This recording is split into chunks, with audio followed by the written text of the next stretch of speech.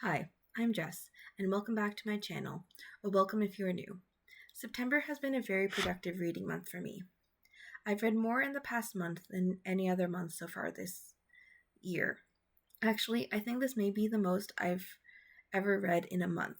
So here's a list of all the novels, novellas, short stories, and chapter books I read in September, with their description from Goodreads and a quick spoiler-free review for each of them. I started the month by rereading Making Money by Terry Pratchett. Making Money is the 36th book in the Discworld series. It's an offer you can't refuse. Who would not wish to be the man in charge of Ankh-Morpork's Royal Mint and the bank next door? It's a job for life, but as former conman Moist von Lipprig is learning, the life is not necessarily for long. The chief cashier is almost certainly a vampire. There's something nameless in the cellar, and the cellar itself is pretty nameless. It turns out that the Royal Mint runs at a loss. A 300-year-old wizard is after his girlfriend. He's about to be exposed as a fraud, but the Assassin's Guild might get him first. In fact, a lot of people want him dead. Oh, and every day he has to take the chairman for walkies. Everywhere he looks, he's making enemies. What he should be doing is making money. It wasn't as good as I remembered it being. It's still very good. I enjoyed most of the Discworld books, but I remembered liking it more. I think I might just be misremembering. I've also been rereading the City Watch books, and I initially thought the first few City Watch books were kind of mid, but I've enjoyed them a lot more on the second time reading them. So I think because I enjoyed the last few Discworld books that I've reread more than I initially did, I expected to like Making Money more as well. But I really liked Making Money the first time, so liking it the same amount on the second read feels like liking it less. Next, I read Little Thieves by Margaret Owen.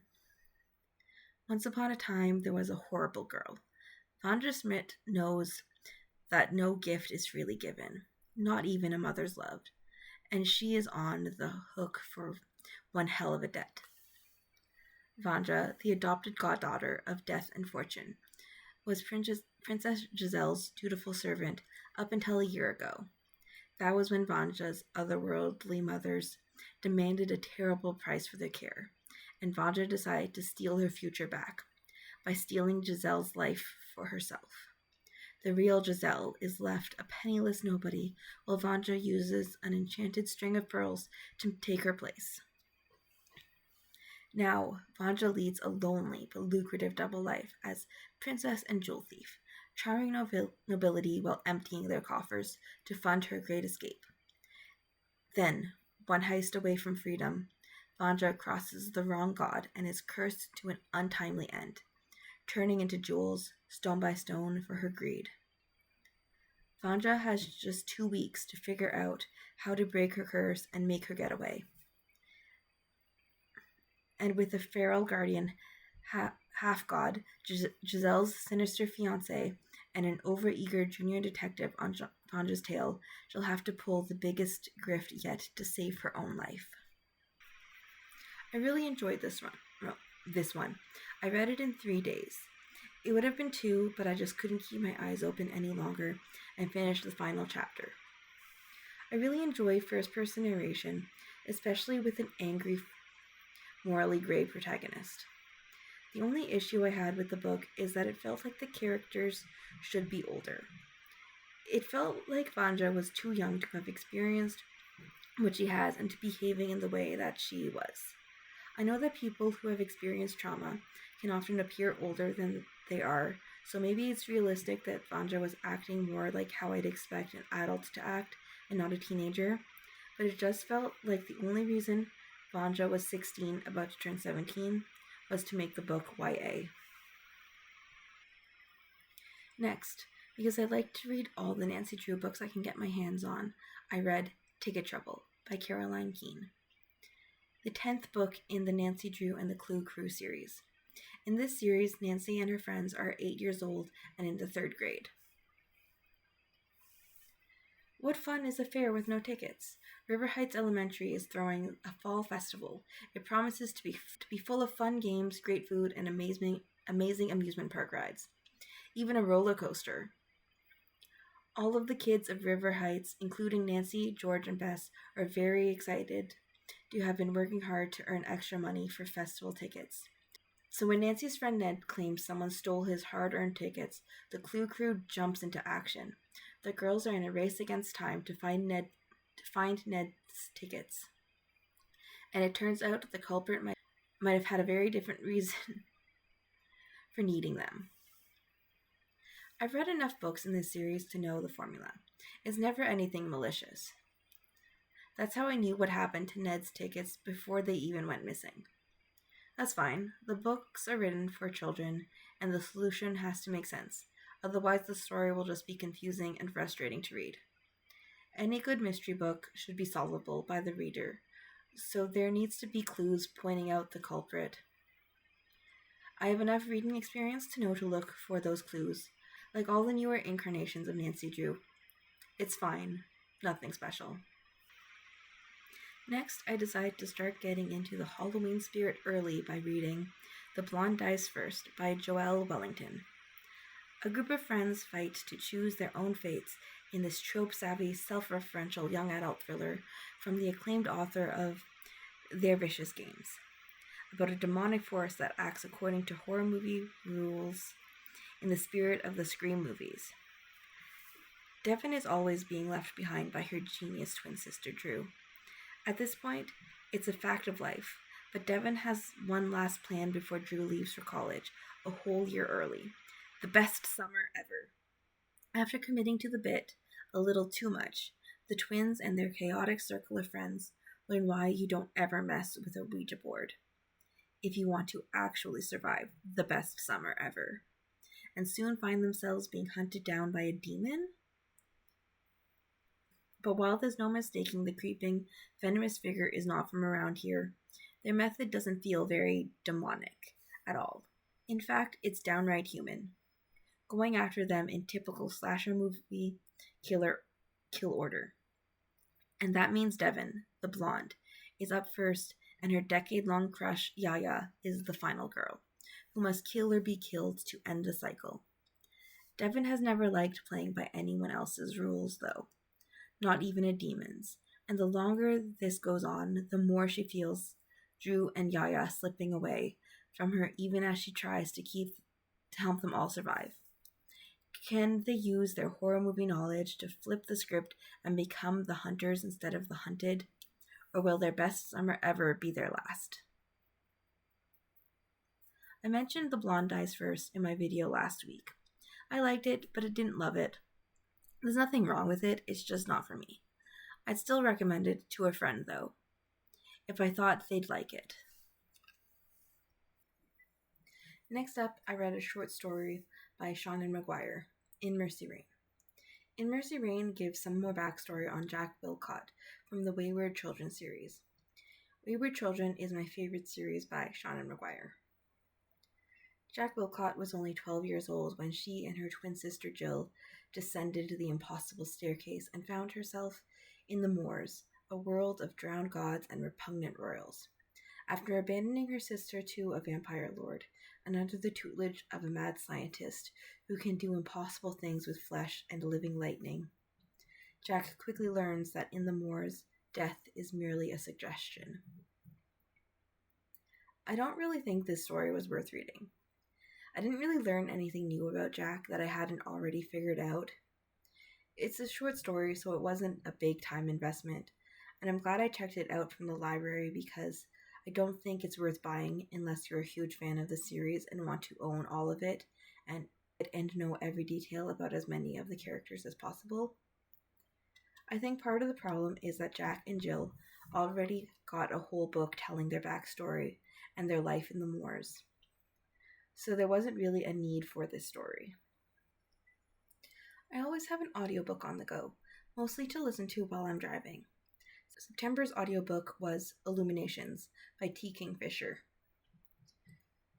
Rosa Mandolini knows in her heart that her family are the greatest painters of magical illuminations in the city. But the eccentric Studio Mandaloni has fallen on hard times, and the future is no longer certain. While trying to help her family, Rosa discovers a strange magical box protected by a painted crow. But when she finds a way to open the box, she accidentally releases the Scarlang, a vicious monster determined to destroy the Mandalini family at any cost. With the aid of her former best friend and a painted crow named Pain, it's up to Rosa to stop the Scarling before it unmakes the magical paintings that keep the city running, and hopefully save her family in the process. I really like T. Kingfisher. I wish she was writing when I was a kid and teen. All the YA fantasy books I've read by her so far have been delightful. Continuing with T. Kingfisher, I also read Thornhedge, a Sleeping Beauty retelling. There's a princess trapped in a tower. This isn't her story. Meet Toadling. On the day of her birth, she was stolen from her family by the fairies. But she grew up safe and loved in the warm waters of fairyland. Once an adult, though, the Fae asks a favor of Toadling. Return to the human world and offer a blessing of protection to a newborn child. Simple, right? But nothing with fairies is ever simple. Centuries later, a knight approaches a towering wall of brambles where the thorns are as thick as your arm and as sharp as swords. He's heard there's a curse here that needs breaking, but it's a curse Toadling will do anything to uphold. Thornhedge was really good. I've yet to read something by T. Kingfisher that I don't like. I'm planning on doing a full review video for Thornhedge, so subscribe if you want to see that. It'll probably be out at some point in November. I swear I wasn't doing on purpose to read so many books by T. Kingfisher in a row. It's just the way my library holds worked out this month. The next book I read was A Sorceress Comes to Call by T. Kingfisher. A dark retelling of the Brothers Grimm's Goose Girl, rife with secrets, murder, and forbidden magic. Cordelia knows her mother is unusual. Their house doesn't have any doors between rooms, and her mother doesn't allow Cordelia to have a single friend, unless you count Falada, her mother's beautiful white horse. The only time Cordelia feels truly free is on her daily rides with him. But more than simple eccentricity sets her mother apart. Other mothers don't force their daughters to be silent and motionless for hours, sometimes days on end. Other mothers aren't sorcerers. After a suspicious death in their small town, Cordelia's mother insists they leave in the middle of the night, riding away on Falada's sturdy back, leaving behind all Cordelia has ever known. They arrive at the remote country manor of a wealthy older man, the squire, and his unwed sister, Hester. Cordelia's mother intends to lure the squire into marriage, and Cordelia knows this can only be bad news for the bumbling gentleman and his kind, intelligent sister. Hester sees the way Cordelia shrinks away from her mother, how the young girl sits eerily still at dinner every night. Hester knows that to save her brother from bewitchment and to rescue the terrified Cordelia, she will have to face down a wicked witch of the worst kind. It's rare to come across Goose Girl retellings. This is only the second I've ever read. It was really good. I couldn't put it down. I'll also be doing a full video review of this one, so stay tuned for that. For now, I'll just say, it's really good, and if you like fantasy, you should give it a read. Now, to take a break from T. Kingfisher, my next read was the recently released House of Idol by Delilah S. Dawson. Angelina Eves is a struggling singer-songwriter, offered the chance of a lifetime to join the experimental luxury compound sponsored by the most famous band in the world, Black Idol. With her every need accommodated, she finally has the time and space to perfect her music. Her muse, reclusive rock star Jesper Idol, who lives up to her every high school daydream. But this paradise has a haunted underbelly, heralded by screaming horses, mysterious figures in the night, and dreams too twisted to be real. When people start to disappear and Jesper's ex turns up dead and hideously mutilated, Angelina begins to suspect that something malevolent lurks behind the cult that's grown around the band. A disturbing, decadent, and wickedly compelling tale of a Hollywood dream turned nightmare. Delilah S. Dawson's darkly delicious prose will seduce you, tie you up, and never let you go. It was really good. So good that I might read it again before I have to return it to the library. I'll have a more in-depth review of this one up for you next week, so you'll have to wait for me to piece my thoughts together about this one. Or you can go read it for yourself and come back next week and see if we agree. And finally, the last book I read in September is Camp Scare by Delilah S. Dawson.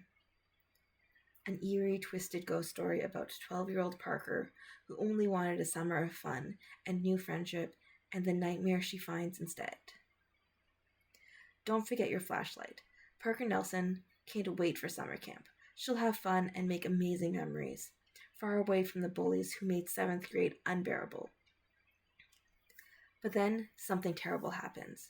The mean girl who made life a living nightmare is in Parker's cabin. Soon all the other girls turn on Parker, too. No one wants to be her friend, except Jenny. Jenny's the only one who is willing to listen, the only one who understands, the only one who feels the same way Parker does. That there's a deep, dark secret to making friends, and she's the only one who doesn't know it. But there's something else Parker doesn't know. Something bad happened at the camp a long time ago, and it just won't stay buried. Camp Scare was a little predictable, but it's also a middle grade book, and like I said with Ticket Trouble, it has to be predictable, otherwise it would be too confusing for young readers. If it had been written for adults, I would be disappointed that there was no surprise twist, but it's written for kids, and I can't expect books written for kids to be written at my adult reading level. It was still really good, and I probably would have liked it less if I hadn't figured out what was going to happen, because I don't like horror when I have to worry about something bad happening to the main character. If you're still watching, thanks for making it to the end of the video. Let me know what books you read in September. Click the like button if you liked the video, or dislike if you didn't. Subscribe if you haven't already, and have a good rest of your day.